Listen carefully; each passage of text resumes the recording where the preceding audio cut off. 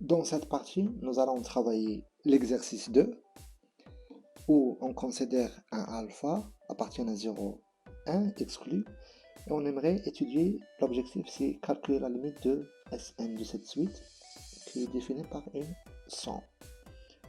Alors, on va d'abord démontrer cette inégalité-là, puis on va obtenir cet encadrement pour Sn pour que vers la fin, on trouve la limite de Sn.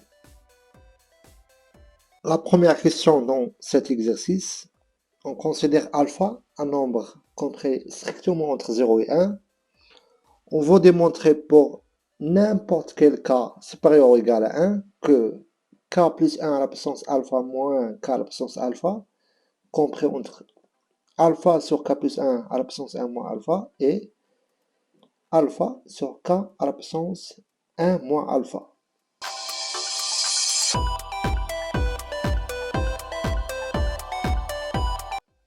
On a ici la différence de deux fonctions.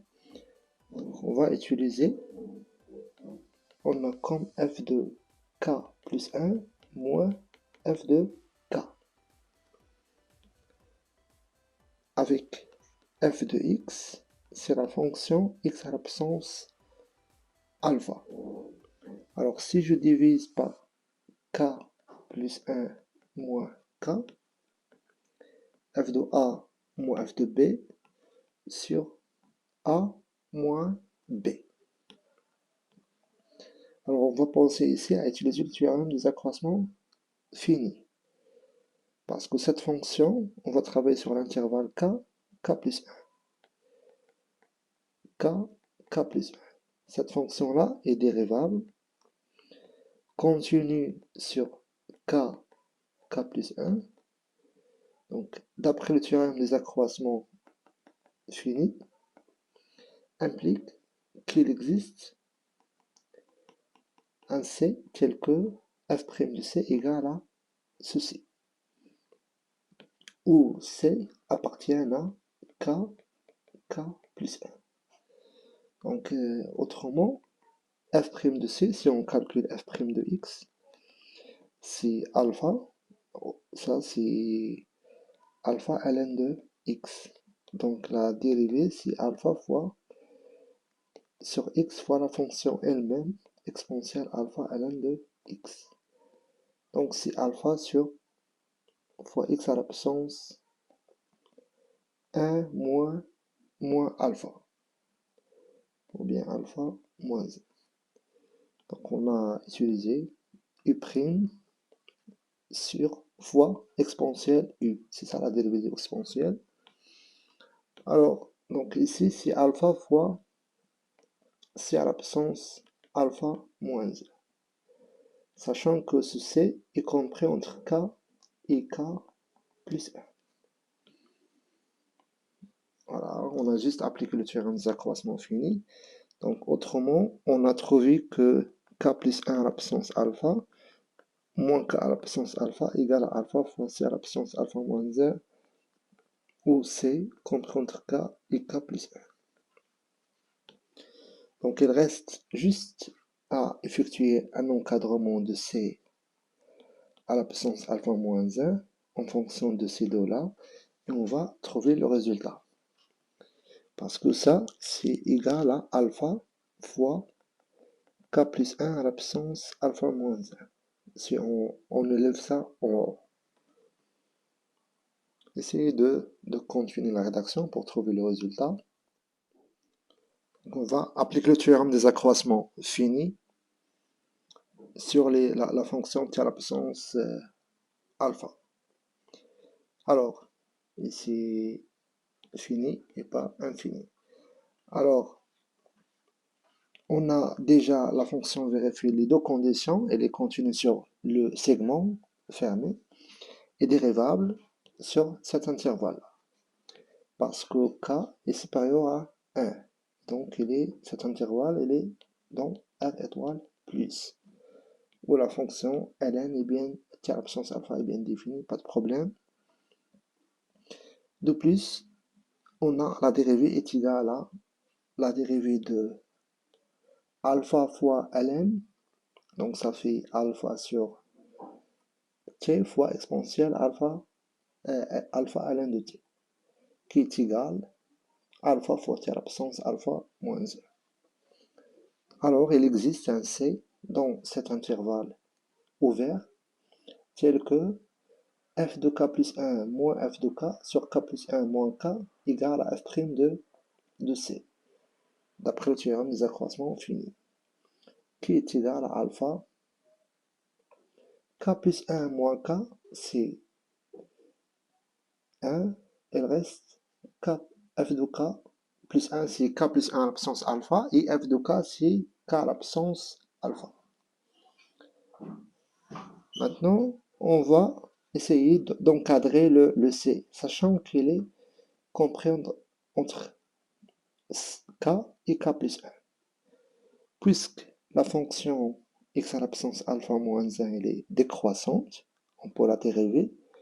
On trouve que la dérivée, c'est alpha moins 1 fois x à la puissance alpha moins 2.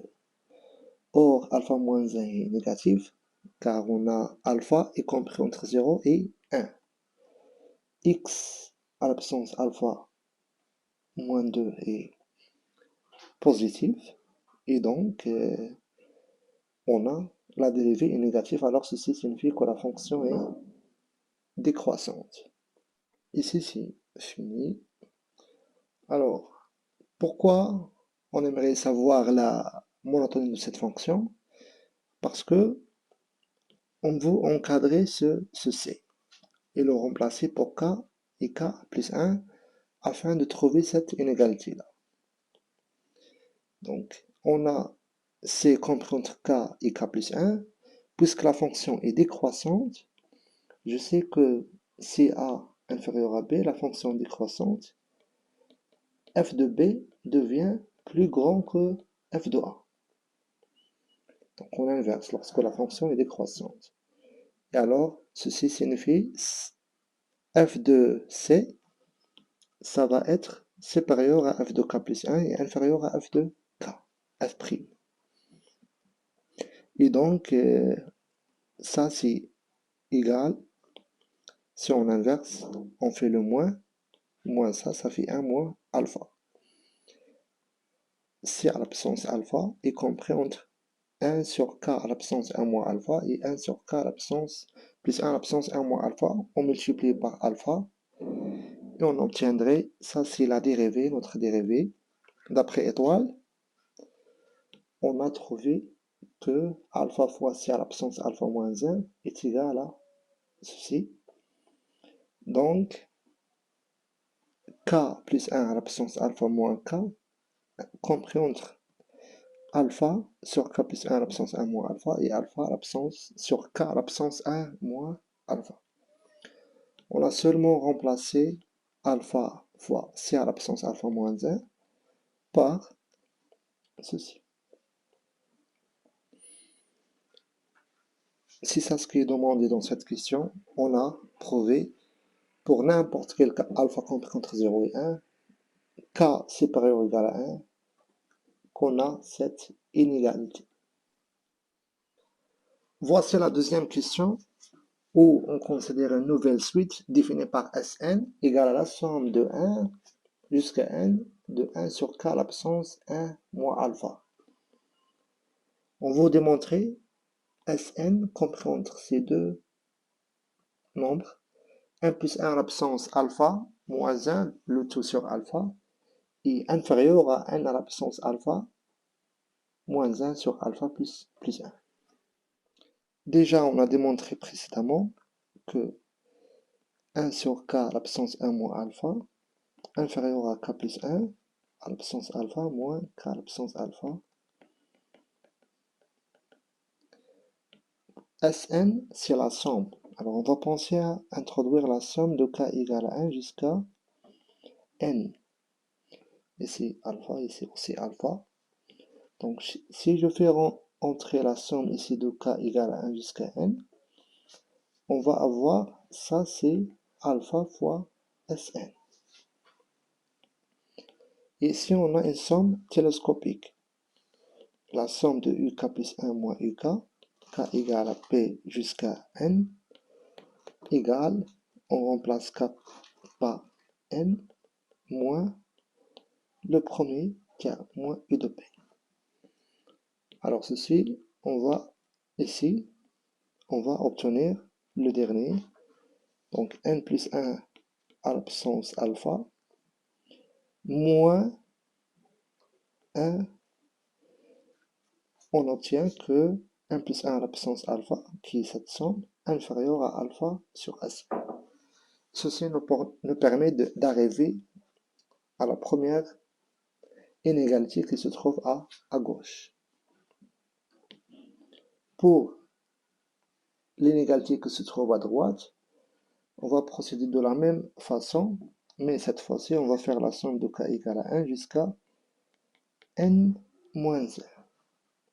Aussi ici, jusqu'à N moins 1, pour qu'on tombe sur N à la puissance alpha. Essayez de rédiger la partie qui est à droite, cette partie-là. D'abord, on fixe un N supérieur ou égal à 2. Et on a, d'après la précédente question, K plus 1 à la puissance alpha moins K à la puissance alpha, inférieur et supérieur à ceci. Je sais que Sn égale à cette somme, l'aider, qu'on va faire la somme ici et ici, pour avoir alpha fois Sn. Donc si on fait la somme de K égale à 1 jusqu'à N, parce que ceci est vrai pour tout K, compris entre 1 et N, de même de l'autre côté,